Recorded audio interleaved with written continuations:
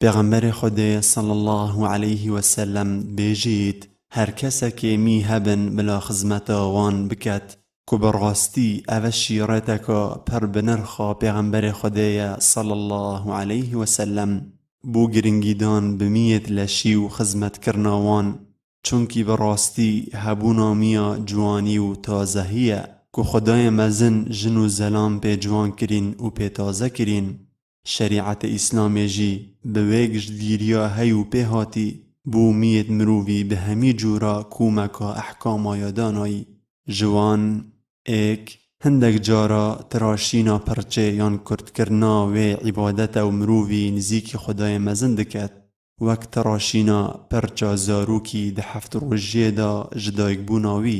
و تراشینا پرچه یان کرد کرنا و پشتی خلاص بونه جحجه یان عمره و هر وسا تراشینا پرچه جلای کسکی و کو کافره ده مسلمان بید و تراشینا مید بن کفش و عورت و کرد کرنا سنبیلا. انس کره مالکی خودش رازی بید بیجید دم یه بو مهاتی دیار کرن بو کرد کرنا سنبیل و نینوک و جیوه کرن و تراشینا موید بن کفشی و عورتی به هندک و جه چل شوا درباس نبید. دو و هر وسا هندک می تراشینا وان حرامه وک تراشینا پرچه بو دینداری و عبادتی جبلی وان جهن دیار کری و بحث کری و اوجی بدعیه و هر وسا تراشینا پرچه ددم توشی بلا و مصیبتا دبت و تراشینو کرد کرنا پرچه بشیوکی کو خووکی بی باور و کافرال بکت و تراشینو کرد کرنا پرچه بشیوکی جنک خووکی زلاما لبکت و هر وسا تراشینو جوه کرنا میت رها ردینه و هر وسا اینا ندارا میت نافچاوا و برویان و هر وسا ریک نهات یدان به تراشینو جوه کرنا میا بشیوکی دمکی دو حالتان دا. ایک کسی که احرام کربنه بر خو بو حج یان عمره حتی وی دمه تمام خلاص دبید و دو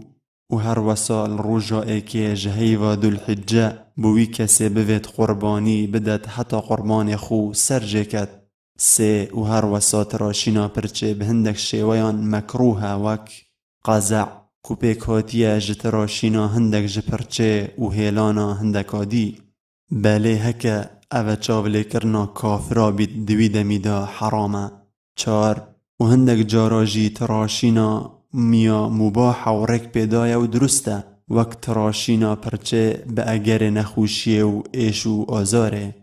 دو تراشینو جیوه کرنا همی میت لشی بتنه جبلیوان ید شریعتی جیوه کرنو تراشینا وان حرام کری. سه کرد کرنا پرچا جنکه بجوانیه و تازهیه بله مرجه که چاوله کرنو خووکیله کرن تیدا نبید چونکی یاهاتی کو خیزانت پیغمبر خدا صلی الله علیه و سلم پرچت خویت کرد کرین بشیوکی کدبن نرماتیا گوهیوان بو و هر وسا درسته پرچ بهتا رنگ کرن به هر رنگکی جبلی رنگی رش و چه جیاوازینین او کسی پرچا خو رنگ دکت گنج بیتیان پیر جن بیتیان ظلام و هر وسا درسته کو پرچ بهتا رنگ کرن جبری مویت سپی جی لبهن هندی چاوله کرنا کافر و خرابکارا تیدا نبید چونکی هنگی ده حرام بید. جکیس جابر کر عبدالله خودش رازی بید بیجید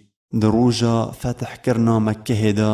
ابو قحافه کد بیت باب ابو بکری خودش رازی بید اینا ندف پیغمبر خدا صلی الله علیه و سلم اومیت سر و رهنوی وکی ثغامیل هادبون کو گیایا که ببالگو گلو بر همه ویجی گلک سپیه.